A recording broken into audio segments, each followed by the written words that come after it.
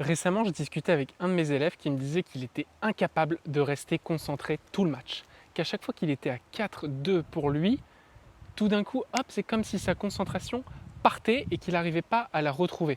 Le problème avec la concentration, c'est que c'est un espèce de truc qu'on appelle concentration et qu'on ne sait pas trop comment il vient, ni comment il repart, mais on n'arrive pas à le dominer. La réalité, c'est que c'est un outil qui est difficile à gérer. Et c'est insupportable car tu peux être dans des moments où tu domines le match, où tu crois dominer, tu penses que tu es un petit peu devant et même au score ça se reflète, tu es à 4-2 pour toi au troisième et boum, tout d'un coup, ça part exactement comme c'est arrivé, tu es rentré dans une espèce de zone et t'en ressors. C'est dingue. Et j'ai tellement de joueurs, d'élèves qui me disent « Mais Arthur, mais comment ils font les grands champions? Comment il fait Roger pour rester concentré aussi longtemps pendant son match? Comment est-ce qu'il fait le gars quand il est à 4 partout au 5e set contre Nadal en finale de l'Open d'Australie 2017 pour lâcher un coup droit de l'espace le long de la ligne ?» Ce coup droit d'ailleurs, petite parenthèse, si tu n'as pas vu ce coup droit et ce point, pour moi c'est un des plus beaux points de l'histoire du tennis, donc je t'invite à le regarder.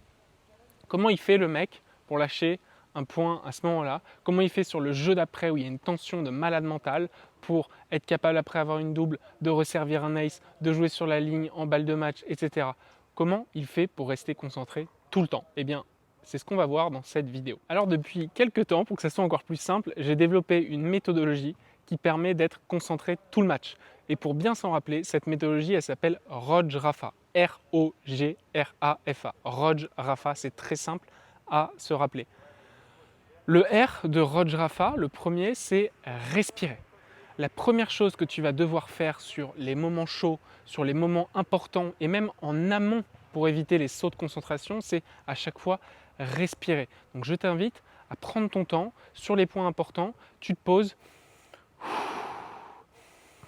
tu respires, tu prends ton temps, tu laisses la balle tomber, tu lances la balle un petit peu en l'air, tu vas chercher une serviette, tu reviens, mais tu respires entre les points. Et même sur le changement de côté, prends ton temps pour respirer. C'est hyper important si tu veux te détendre et c'est en donnant cette respiration à ton corps qu'en échange, elle va te redonner de la concentration. Le O, c'est observer. Tu dois être en permanence dans l'observation de comment est-ce que tu te sens.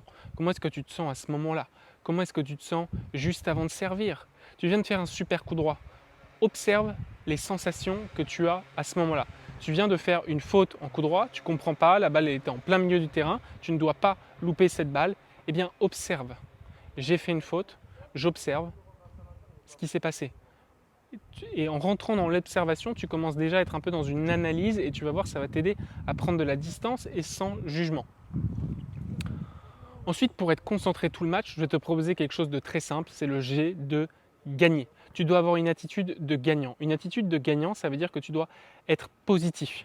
Ça veut dire que, imagine, c'est très simple, regarde Rafael Nadal. Pour moi, c'est l'exemple même d'une attitude de gagnant. Le gars est tout le temps positif. Le gars est tout le temps dans son match. Il est tout le temps point par point. Est-ce qu'on l'a déjà entendu parler d'une finale de Roland-Garros alors qu'il était au premier tour? Est-ce que tu vois une différence entre son premier tour et sa finale? Non, c'est exactement le même. Donc tu dois avoir cette attitude de gagnant, cette attitude à la Rafa qui va te permettre d'être concentré tout le temps. En ayant cette attitude, en adoptant cette attitude de gagnant, tu vas te transformer pour être un joueur positif, avec de la distance sur les événements. Ensuite, ce que tu dois faire, c'est R comme routine. Tu dois développer tes routines. C'est grâce à ces routines que tu vas arrêter de t'éparpiller sur les pensées, arrêter de sortir du match et que tu vas rester point par point dans ton match. Tu sais que les grands champions ne sont pas nés champions, ils sont devenus champions. Donc s'ils sont devenus, c'est qu'ils ont respecté leur routine, leur protocole, la méthodologie qui leur a permis de devenir champion. Cette méthode, elle est propre à eux-mêmes et de la même manière, toi, tu vas pouvoir développer la tienne. Donc, avec les routines, tu vas pouvoir te créer tes propres systèmes qui te permettent de rester concentré. Évidemment, je ne te demande pas de faire la routine de Rafael Nadal avec ses bouteilles d'eau ou du sprint après avoir fait le tirage au sort.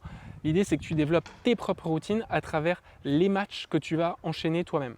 Ensuite, ce que je vais te demander, c'est apprendre. Je veux que tu apprennes du tennis. De la même façon que tu vas te donner corps et âme pour apprendre le tennis va te le rendre. Donc va te cultiver de tennis à travers des vidéos de matchs que tu peux regarder, des vidéos comme là tu es en train de faire, de sortes de tutos pour apprendre le tennis, des replays de vieux matchs, écoute les commentateurs, écoute des podcasts, lis des bouquins. Il faut que tu apprennes un maximum du tennis et tu vas voir, le tennis va te le rendre. Et ensuite, et c'est là le plus important dans la partie de l'apprentissage, c'est que c'est à travers le match, à travers les entraînements que tu vas apprendre sur quel joueur tu es. Il faut que tu apprennes un maximum sur qui tu es pour être un meilleur joueur. Donc ce que je vais te demander, c'est inscris-toi en tournoi, fais des matchs, fais un maximum d'entraînement, va faire un physique supplémentaire pendant la semaine, va faire un cours de yoga, va faire un foot. L'idée, c'est qu'à force d'apprendre, tu vas savoir ce qui est bon pour toi et ce qui est moins bon pour toi. Ensuite, tu vas devoir te façonner. Façonner, ça veut dire que je veux que tu bois tennis, je veux que tu manges tennis, je veux que tu dormes tennis, je veux que tu respires tennis. C'est comme ça que tu vas pouvoir rester concentré parce que tu vas tellement, excuse-moi du mot, bouffer du tennis que tu vas pouvoir être tennis au moment où tu joues le match. Et de la même manière, tu peux façonner le match que tu décides. Si je te demande de prendre du recul et de te dire c'est quoi le match idéal pour toi, eh bien le match idéal pour toi, il est comme ça. Et la réalité, c'est expected versus reality, c'est que ça ne va pas du tout être le même. Donc façonne le match et fais le match de la bonne manière, de la manière où tu rêverais qu'il soit. Et tu vas voir que... Et d'ailleurs, c'est incroyable, Nadal, Federer, Wimbledon 2008, où Roger remonte de 2-7 à rien, et bien Nadal dans le 4e set, il a une balle de match, je crois, donc pour tuer la finale de Wimbledon, et il a un boulevard où il doit mettre la balle et gagner le point, et il finit par rejouer sur le revers de Roger, juste pour respecter son plan. Et il avait dit que c'était sa façon de jouer tout le temps contre Federer et il n'a pas voulu sortir de ça et il s'est dit c'est pas grave parce que j'avais respecté la manière dont je fais le match. Et enfin, la dernière chose que je vais te demander pour rester concentré tout le match, c'est de pouvoir t'adapter. Il faut que tu développes une aptitude d'adaptation à tout. C'est-à-dire que la météo, la pluie, le vent, l'adversaire, le jeu, la surface, tout, il va falloir au tennis, chaque point est une forme d'adaptation à un nouvel événement. Tu as le moment où l'adversaire il va se faire mal, donc il faut s'adapter parce que tu ne sais pas trop comment jouer, si tu dois continuer de lui faire mal ou si tu dois être gentil. Ça, c'est un réel problème en match à ce moment-là. Il faut absolument que tu réussisses à développer il faut absolument que tu réussisses à développer ton adaptation à tous les moments, à tous les instants en match. Voilà, c'est tout pour la méthodologie Roj-Rafa qui va te permettre de rester concentré en match. Et sans transition, si tu en as marre de faire des fautes en coup droit et si tu as envie de mettre la balle proche des lignes pour faire des points gagnants en match, tu as en dessous le lien d'un entraînement que j'ai réalisé avec Jules Marie, ancien 228e mondial. C'est 5 jours d'entraînement sur le coup droit où tu vas voir les effets, le jeu de jambes, le geste, comment tu vas pouvoir frapper fort. Tout ça concocté en 5 jours d'entraînement, c'est dans le lien ci-dessous. A plus!